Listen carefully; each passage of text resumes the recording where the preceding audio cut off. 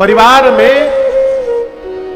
में यदि कोई आपके कहने में जी रहा है तो आप अपने को धरती का सौभाग्यशाली मनुष्य समझिएगा। तो यदि आपके सोचने के अनुसार जी रहा है तो होता नहीं है सरकार। राम जी कहते हैं भरत जी मेरे कहने में है, साधु हैं, सयाने हैं, ये तो राम जी सोचे। लक्ष्मण जी को लगा कि सेना लेकर कहीं भैया से युद्ध करने तो नहीं आ गए हैं भरत। लक्ष्मण जी उछल पड़े, धनुष पर बाण चढ़ाकर खींच दिए लक्ष्मण जी, मार दूंगा। किसको मार दूंगा? भरत को मार दूंगा। वन में सेना लेकर भैया से युद्ध करने चले आए। अयोध्या की सत्ता प्राप्त होने के बाद भरत को मद हो गया। ललकारे भरत लक्ष्मण जी चित्रकूट में, आकाशवाणी हुई। आकाशवाणी ने भरत लक्ष्मण जी की जय जयकार की, प्रशंसा की, और जय जयकार करने के बाद आकाशवाणी ने धीरे से कहा लक्ष्मण जी, बुद्धिमान व्यक्ति कोई भी व्यवहार करने के पहले 100 बार विचार करता है। आवेश में आकर व्यवहार कर जाए और बाद में पश्चाताप करे, ये श्रेष्ठ व्यक्तित्व का लक्षण नहीं होता है। राम जी बोले लक्ष्मण आपने ठीक कहा, राज मद सबसे कठिन मद होता है। लेकिन आपसे एक प्रश्न करूं, बोलूं? सिरका जानते हैं? सिरका बोलिए।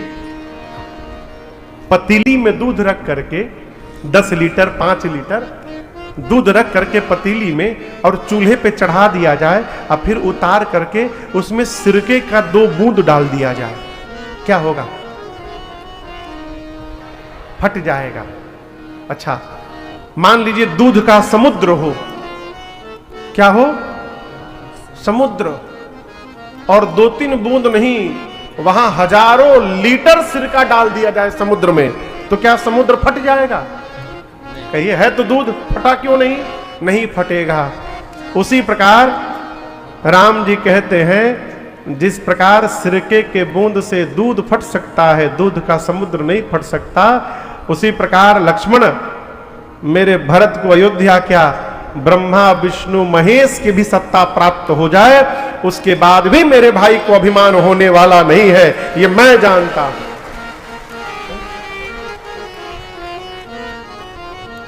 राम जी कहते हैं लक्ष्मण मैं तुम्हारी सौगंध लेता हूं, लखन तुम्हारा शपथ तुम्हारा, लखन तुम्हारा शपथ तुम्हारा, सुचि सुबंधु नहीं भरत समाना, सुचि सुबंधु नहीं भरत समाना, सगुन खीर गुण जलता,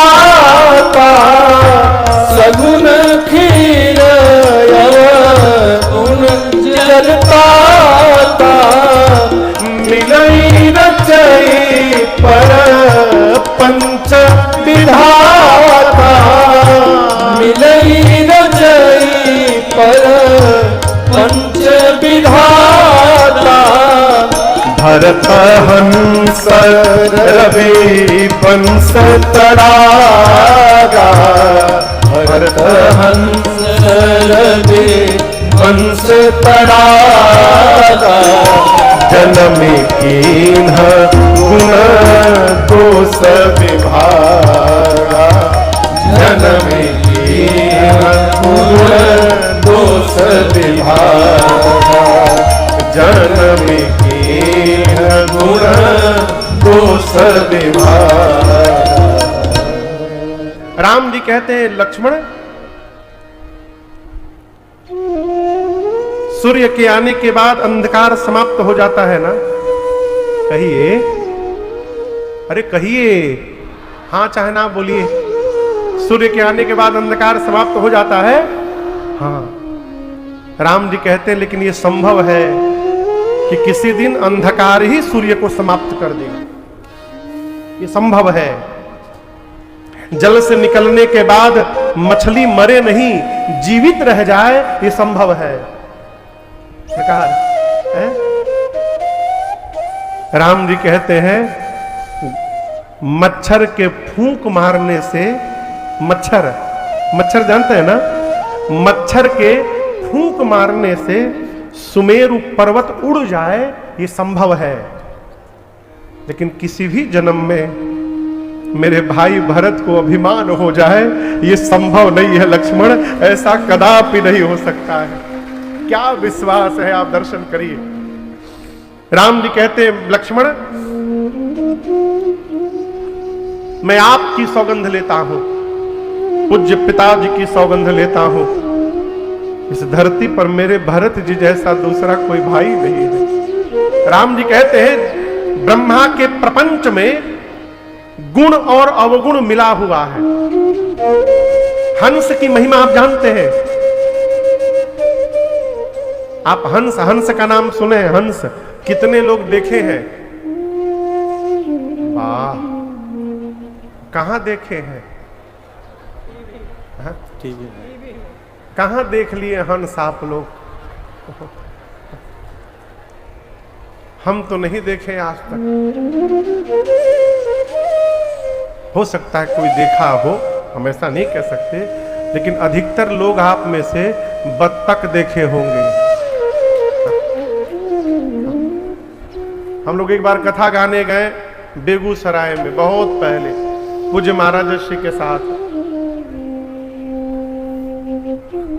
तो जिनके घर में रुके थे बड़े आदमी थे, तो उनके घर के पीछे उनका एक अपना तालाब था।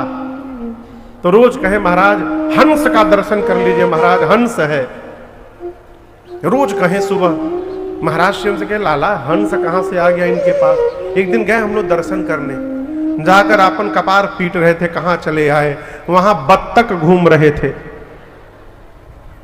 हंस की महिमा, हंस के पास नीर क्षीर का विवेक रहता है। क्षीर समझते हैं? क्षीर मने दूध और नीर मने पानी। दूध पानी मिला करके हंस को दे दीजिए तो हंस दूध पी लेता है, पानी छोड़ देता है। हम आप दूध से पानी अलग नहीं कर सकते, लेकिन हंस दूध से पानी को अलग करके दूध ले लेता है। सरकार राम जी कहते हैं सगुण खीर अवगुण जलताता। ब्रह्मा जी ने जो प्रपंच बनाया, जगत बनाया, इसमें सद्गुण रूपी खीर और अवगुण रूपी पानी को मिला दिया है। हमारे जो भरत है इस रघुवंश के सरोवर के हंस हैं। भरत हंस रघुवंश भरत जी जन्म लेकर और जीवन जी करके भरत जी जो जी रहे हैं, भरत जी के पास जो गुण है वही सद्गुण है और उसके बाद सब अवगुण है। भरत जी ने उस सद्गुण अवगुण का विभाजन किया है अपने जीवन से। राम जी ने इतनी प्रशंसा की, इतनी प्रशंसा की कि भरत जी की प्रशंसा करते करते भगवान आंख बंद करके उन्हीं में खो गए। लक्ष्मण जी को भी अपने ऊपर गिलानी हुई, मैंने भरत भैया पर संशय कर दिया। इधर प्रातः काल भरत भैया जगे और गुरुदेव से, माताओं से अनुमति लेकर के कि पहले मैं भैया से मिलना चाहता हूं। शत्रुघ्न भैया और निषाद राजगुह के साथ भरत जी मंदाकिनी जी के तट से आश्रम तक अकेले पहले गए मिलने। साथ में निषाद राजगुह लेकर के चलते हैं। जहां जहां राम जी के चरण चिन्ह दिखाई पड़ते हैं, आप कहोगे वो कैसे पता चला कि राम जी के चिन्ह है? राम जी के पांव में, दाहिने पांव में 24 चिन्ह है और बाएं पांव में 24 चिन्ह है, पांव में अंदर नीचे।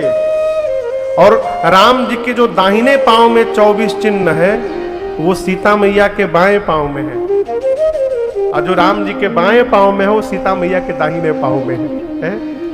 भगवान जब चलते हैं धरती पर तो सारे चिन्ह बन जाते हैं। भरत जी को जैसे भगवान का पद चिन्ह दिखाई पड़ता है, भरत जी धरती में लौटने लगते हैं। निषाद राजगुह हाथ पकड़ के भगवान की कुटिया के द्वार पर ले गए और द्वार से दिखाएं, वो देखिए आपके भैया बैठे हैं।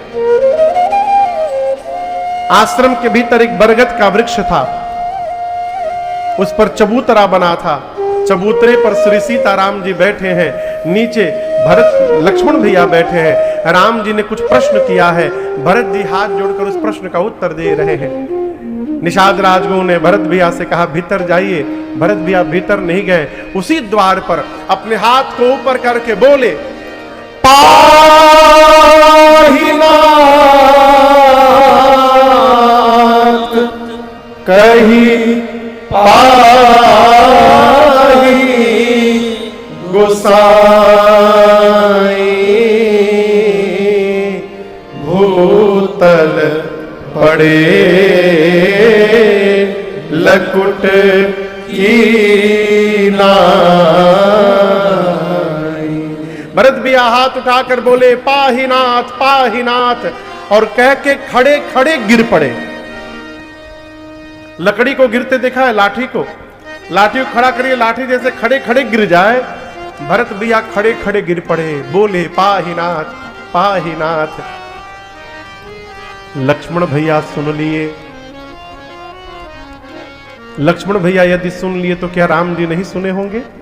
कहिए, राम जी सुने, लेकिन सुनकर भी अनसुना कर दिए। मन में कहे लक्ष्मण, ये वही भरत हैं जो मुझे बुला रहे हैं, आप इनको मारने जा रहे थे। अब लक्ष्मण, जब तक आप नहीं कहिएगा मैं अपने भरत को उठाने नहीं जाऊंगा। लक्ष्मण भैया ने धरती पर प्रणाम किया और हाथ जोड़कर कहा, भैया भरत प्रणाम करत रघुनाथ। बोले, हे रघुनाथ जी, भरत भैया आपको प्रणाम कर रहे हैं। गोस्वामी जी कहते हैं, राम जी के वेग का दर्शन करिए। ये हाथ पर तौलिया है ना, हाथ यदि धीरे धीरे जाएगा तो तौलिया भी उसके साथ जाएगा।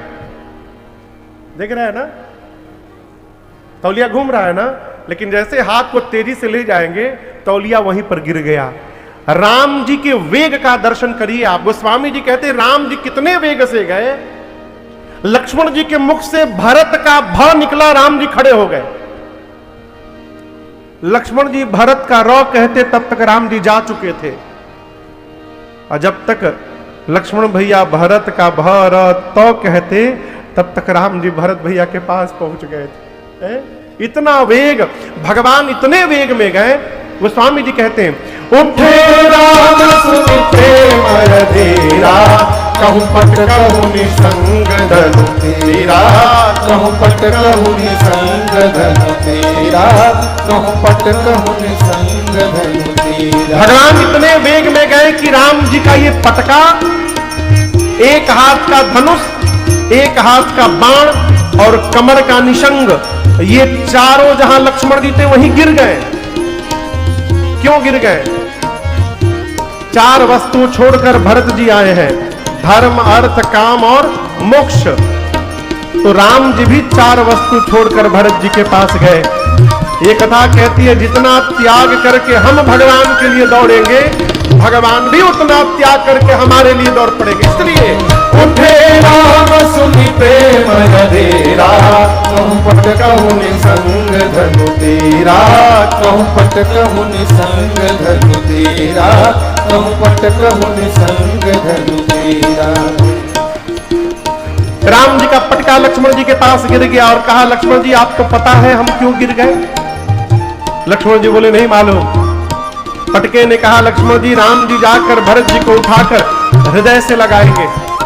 यदि हम राम जी के शरीर पर रहते तो राम जी और भरत जी के बीच में दीवार बन जाते। भाई जब भाई को प्रेम करे ना तो बीच में किसी को दीवार नहीं बनना चाहिए, इसलिए नीचे गिर गए। उठे राम सुनि प्रेम रधीरा, कहूँ पट कहूँ निसंग धनु तेरा, कहूँ पट कहूँ निसंग धनु तेरा, कहूँ पट कहूँ निसंग धनु तेरा। भगवान का धनुष सारंग और अमोघ बाण नीचे गिरे थे। धनुष ने लक्ष्मण जी से कहा, लक्ष्मण जी आप तो धनुष पर बाण चढ़ाकर भरत जी को मारने जा रहे थे, लेकिन देखिए राम जी गए तो हम नीचे गिर गए।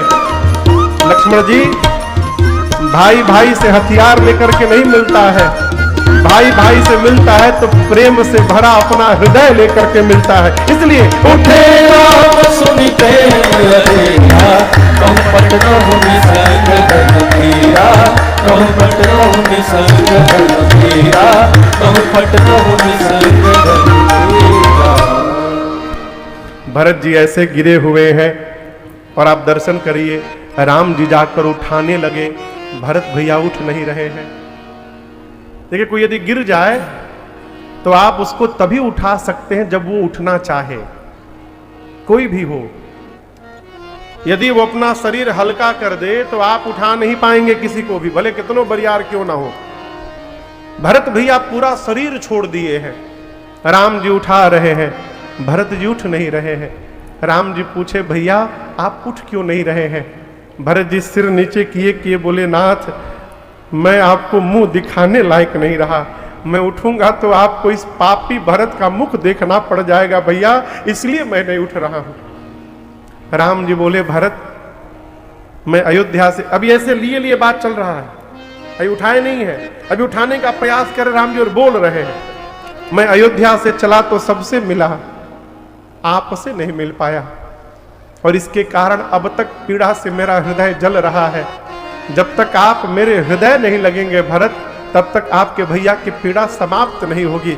भरत जी सुने कि मेरे हृदय लगने से पीड़ा चली जाएगी, भरत जी तुरंत प्रभु बरबस लिए उठा, राम जी ने बरबस उठाया और उठाकर तुरंत बिना मुंह देखे उर लाए कृपा निधान। भगवान ने उठाकर तुरंत गले लगा लिया और गले लिपट कर दोनों भैया इतना रोए हैं आज, भरत राम की मिलन लगे बिसरे सबने अपार। आप तो चित्रकूट के निकट रहते हैं, दर्शन किए होंगे। राम मिलाप वाले स्थान पर जो घेर करके पत्थर रखे गए हैं, वहीं पर राम जी ने भरत जी को गले लगाया था, और इस प्रेम का दर्शन करके वहां जो पत्थर थे सब पिघलने लगे थे।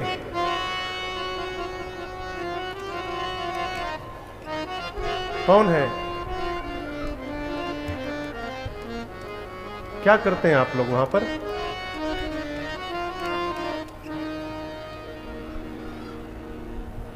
कोई आवे तो रोक दीजिए उसको।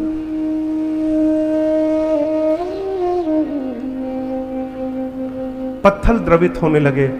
गोस्वामी तुलसीदास जी कहते हैं, अगम स्नेहा भरत रघुबर को, अगम स्नेहा भरत रघुबर को, अगम स्नेहा भरत रघुबर को, अगम स्नेहा भरत रघुबर को, जहाँ न जाए मन विधि हरि हर को, जहाँ न जाए मन विधि हरि हर को, सो मैं कुमति कहूँ के ही भांति,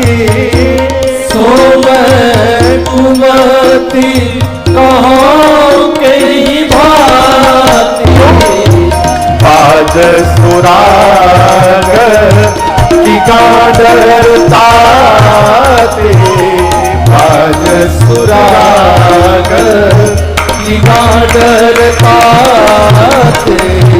बाज सुराग की गाडरता, बाज सुराग की गाडरता। गोस्वामी जी कहते हैं, भरत जी और राम जी की इस प्रेम को ब्रह्मा विष्णु महेश भी नहीं कह पाएंगे। यदि ब्रह्मा विष्णु महेश भी नहीं कह पाएंगे तो गोस्वामी जी कहते हैं, मैं कुमति किस प्रकार से कहूं, सो मैं कुमति कहूं के ही भांति। एक घास का नाम है गाडर, बहुत लंबे लंबे घास होते हैं उसके, क्या नाम है? गांडर। आप लोग देखोगे यहाँ कुछ और कहते होंगे, न जाने। गोस्वामी जी कहते हैं सितार के तार को निकाल करके और उसके जगह पर गांडर की घास को बांध दिया जाए तो क्या उससे सुंदर राग निकलेगा?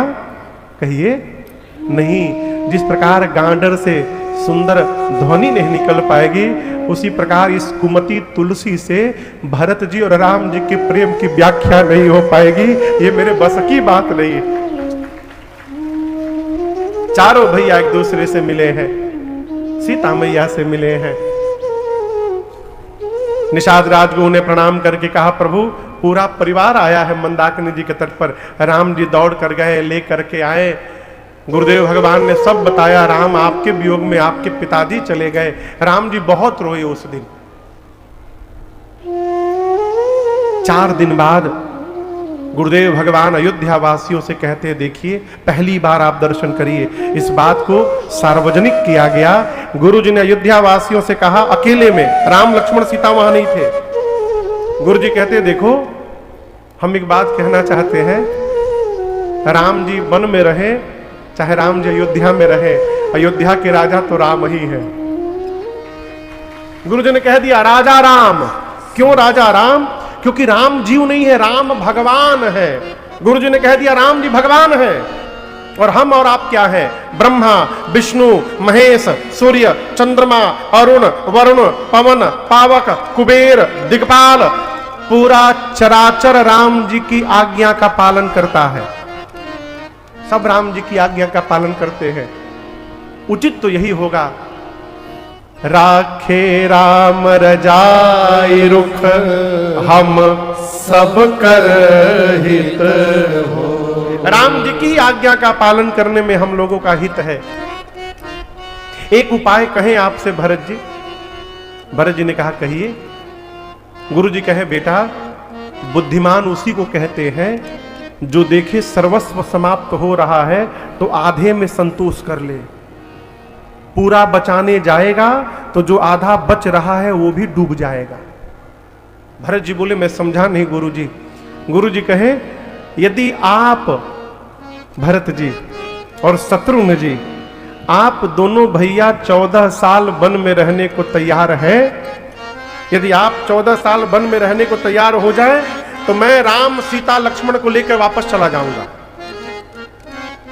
भरत भैया नाचने लगे, कहे गुरुदेव ऐसा हो सकता है क्या? गुरु जी बोले, मैं कर लूंगा यदि आप दोनों भाई बन रहने को तैयार हो जाए। 14 साल, लेकिन भरत जी 14 साल रहना पड़ेगा, 1-2 साल नहीं, तो मैं लेके चला जाऊंगा। भरत जी बोले, गुरुदेव यदि मेरे रहने से भैया वापस चले जाएंगे तो मैं 14 साल नहीं रहूंगा गुरु जी, मैं जीवन भर वन में रहने को तैयार हूं। भरत जी बोले, मैं अयोध्या लौटूंगा ही नहीं कभी जीवन में। कानन करऊं जन्म भर वासु, एहि ते अधिक